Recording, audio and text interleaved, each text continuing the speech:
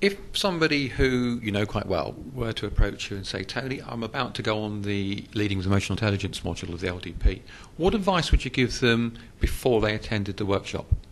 Tell them to choose the people correctly for the 360 review that will give them honest and constructive feedback, not to just let all the friends or the colleagues that they've worked with for years to fill it in and hope that they put really nice fluffy comments in that I'm going to help them develop. They're not going to really help them fulfill the role.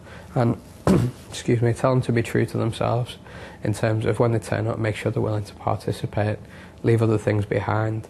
And I know it's difficult sometimes to do that, but make sure the 2 days are cleared out for them in terms of see what you can get, see what benefits you take from the course, and go in there with an open mind and be willing to be part of the group in there.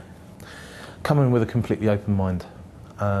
You might think you know what emotional intelligence is, but this really has been, it's not been an eye-opener, but it's been absolutely fantastic, as I say, in terms of what I've learnt from it.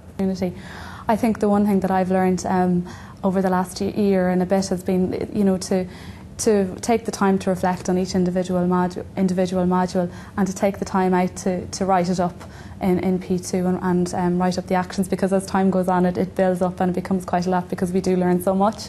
So to take time out to reflect and write it up in P2. I think anything with emotions, you quite often, it's seen as a touchy-feely and perhaps people don't want to talk about it, but I would advise people to come with an open mind.